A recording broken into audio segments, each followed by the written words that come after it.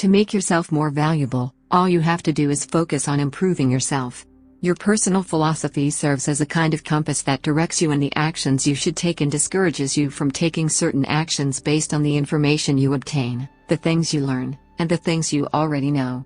Maybe your philosophy was 5 years ago to never attend seminars like this one, so you simply didn't go. However, here you are, 5 years later, and something happened along the way to change your mindset. You started thinking, hey, for the money and the time, if I just get one good idea and walk away, it certainly is worth the money and the time.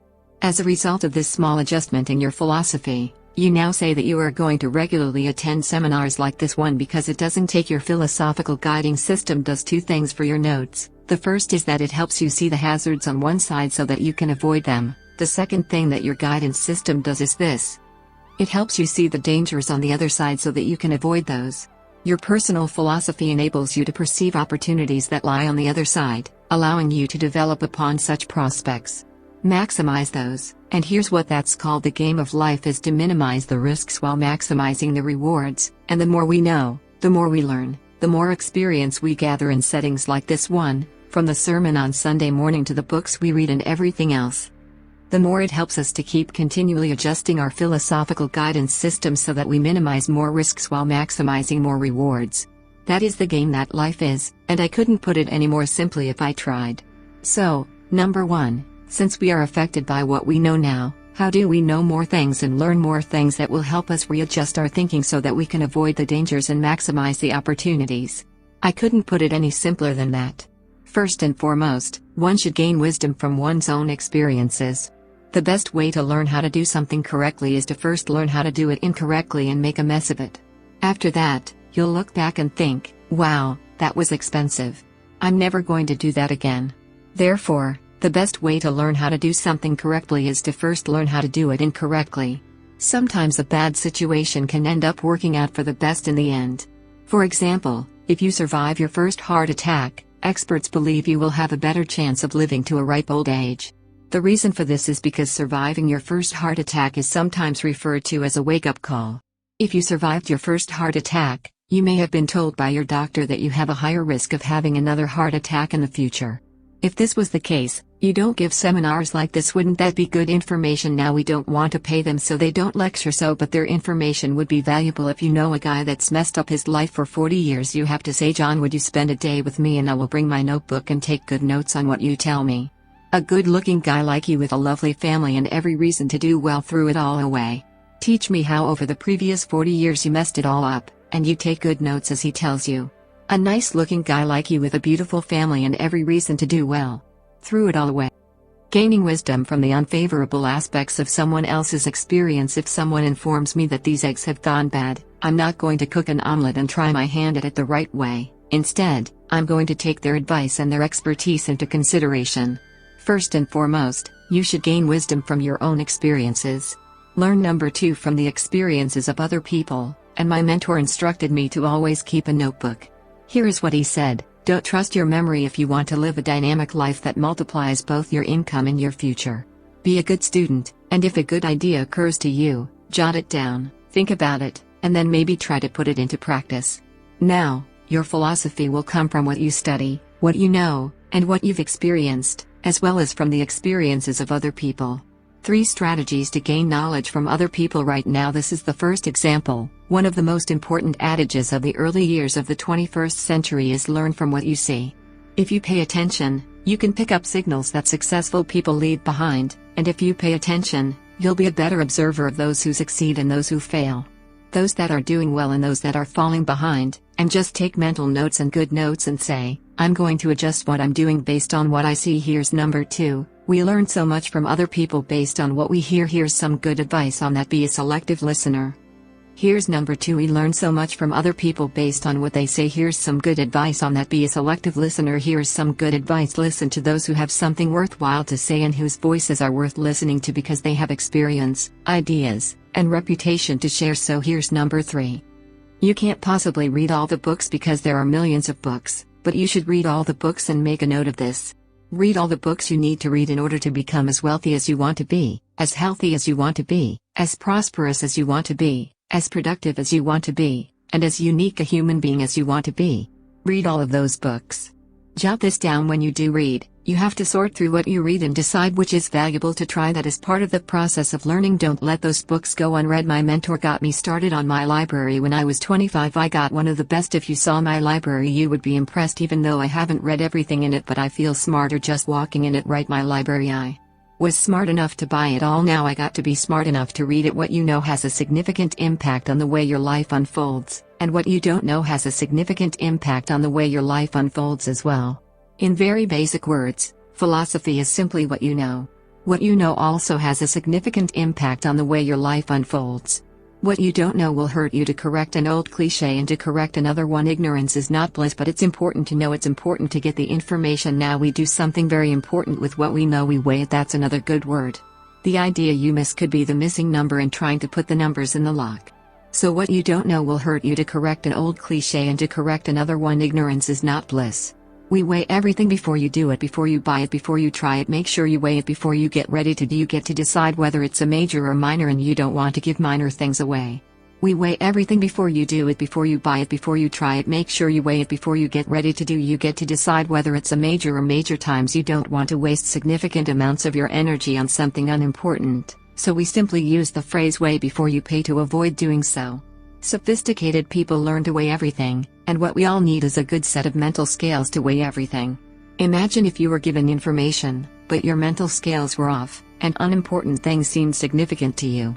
Wouldn't that be a major handicap for the rest of your life when you weighed something important? The important question that should guide your life is, where do the values lie? What is substantial? What should occupy a great deal of my mental capacity, and to what should I devote a large portion of my time, significant energy, and significant financial resources? Shelf advised me of this. Poor thinking habits, not poor working habits, are the primary cause of poverty for most people. The majority of people put in a lot of effort physically, but they don't put in much effort mentally.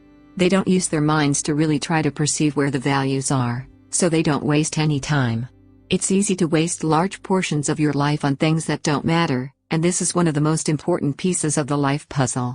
What you consider knowledge to be and how important you place it, the inferences you draw, the values you've picked up on thanks to your reasoning, and so on.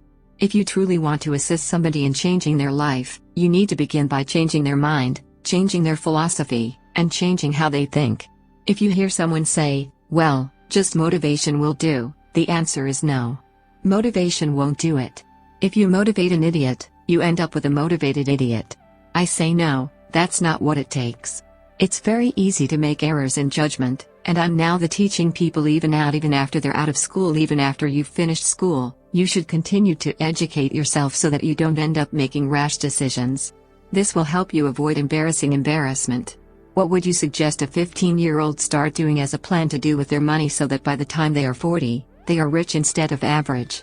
You've got to have a good plan right if you start making mistakes early with your money. The reason why most people wind up average at age 40 instead of rich is simply an error in judgment about what to do with your money. You end up with pennies instead of fortune, and you wind up with crumbs instead of a feast simply because early on you made errors on what to do with your money. The guy says, well, it's only $10, so what does it matter what I do with it? The answer is that's when it really matters, is when you don't have much money.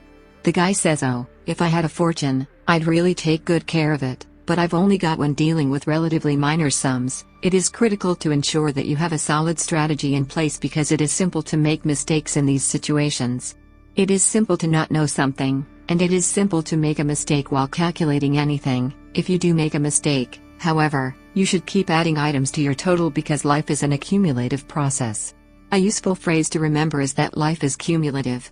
Our mistakes either accumulate into what we don't get, or our wise decisions accumulate into what we do get. The key is to correct the errors as early as possible. Fortunately, Mr. Chop caught me at the age of 25 and started asking me major questions at that age. He asked, Mr. Owen, how long have you been working? And I responded, I've been working 6 years. I started working when I was 19. He said, well, 6 years. How much money have you saved and invested in the last 6 years? I said, not any. He asked, who sold you on that plan? Wow, 6 years is enough time now to check and see if you've got a good financial philosophy, and the time to catch the errors is early. So Mr. Show started asking me those tough questions when I was 25 years old. How about your money? How about your resources? How about your investments? And you say, well, I've got plenty of time to worry about that, I'd be concerned about that later, and the answer is probably not. Now's the time to fix it. Wherever you hear the good information, that's the time to start fixing it. So we're teaching kids now a good wealth mindset. So we're teaching kids now a good wealth mindset. So we're teaching kids now a good wealth mindset. If you start doing wise things with your resources around age 50 to 15, you will become wealthy by age 40 to 45 at the latest, even if you get off to a late start. At what age do you recommend individuals start doing wise things with their resources? Answer: as soon as they obtain more accurate information. Now you can't do what you don't know, but the key is to keep learning so that good ideas keep occurring to you. Now you can do more wise things, okay, but philosophy is where it all begins. What you know now, to know wise things, you simply have to study as you're doing. Keep up the reading, keep up the conversations. Now you can do more wise things. But philosophy is where it all begins. What you know now, to know wise things, you simply have to study as you're doing what you know now. Maintain your attentiveness to the lectures. Proceed with sorting through the data and filing it away.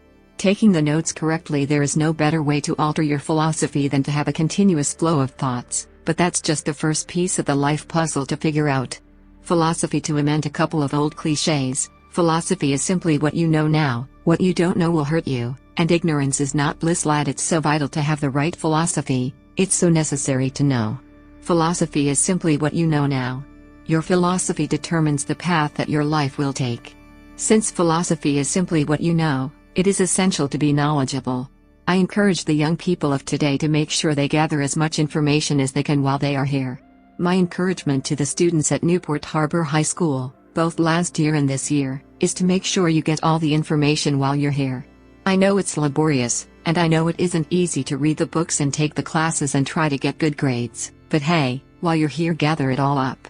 The book you miss will make a difference in the legacy of your equities over time.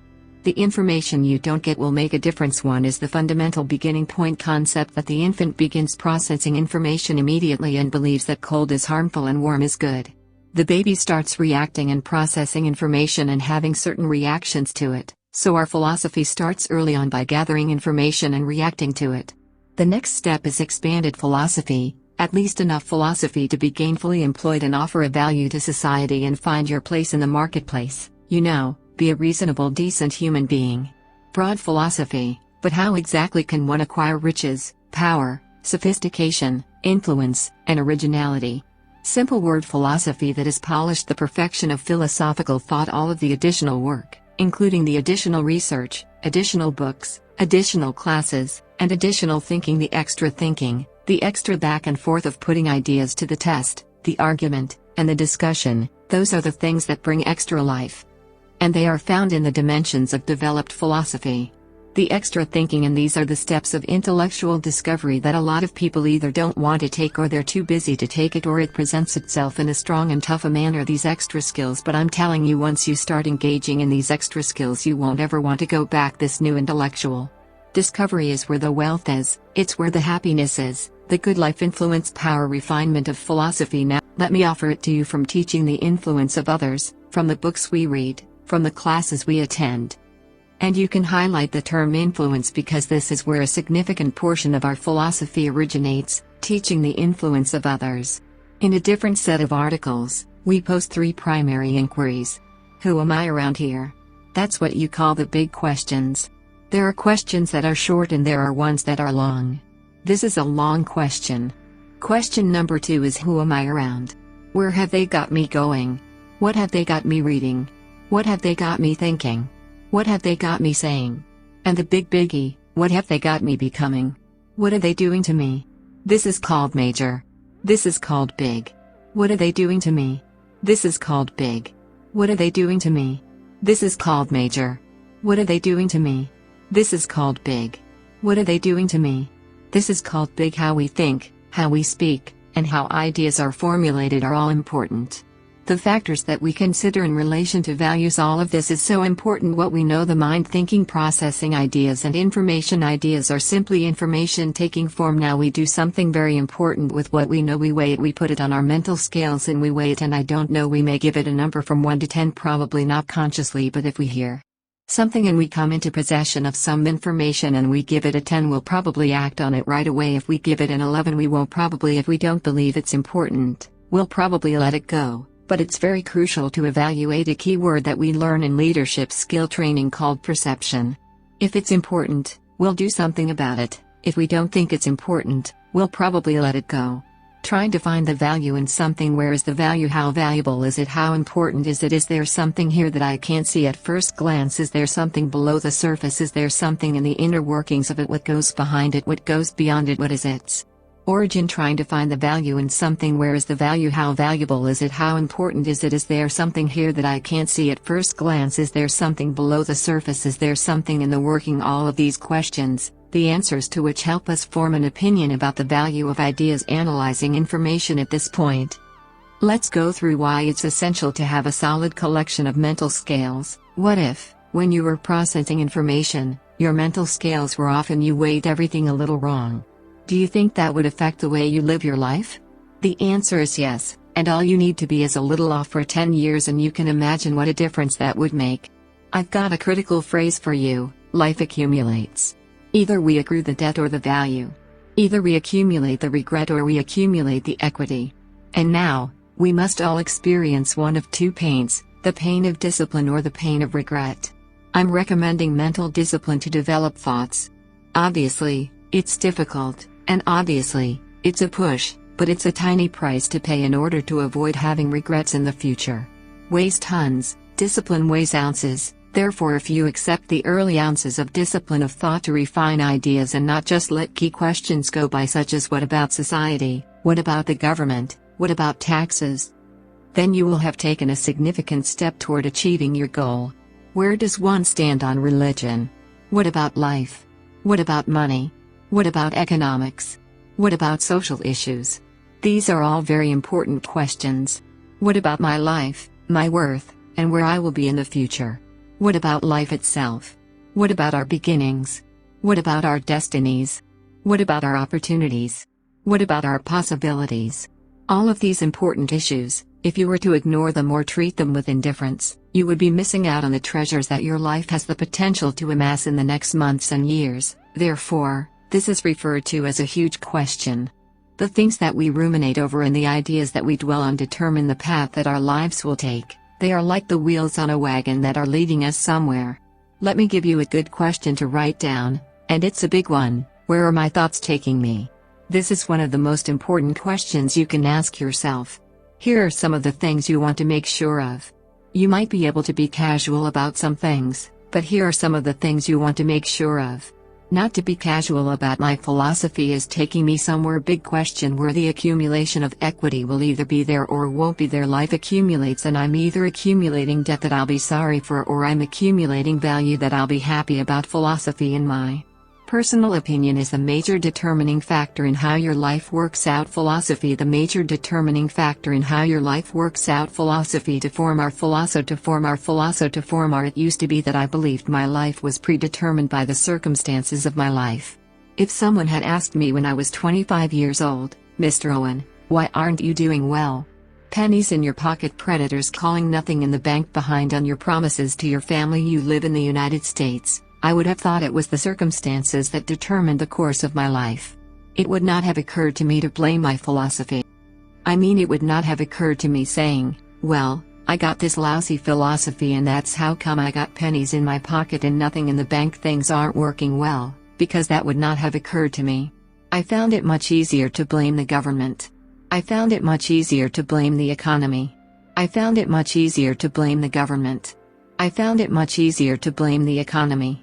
I found it when I first started paying taxes 91 back then, when your income reached a certain level, all your income over that 91, so I used to say that's too high. When I first started paying taxes 91 back then, when your income reached a certain level, all your income over that 91, so I used to say that's too high. Now the tax rate's about 33%. But people are still saying what taxes are too see, but you can't use that. Mr. Owen, age 25, living in the United States of America, the land of abundance and opportunity, has no money in the bank and is having trouble paying his bills.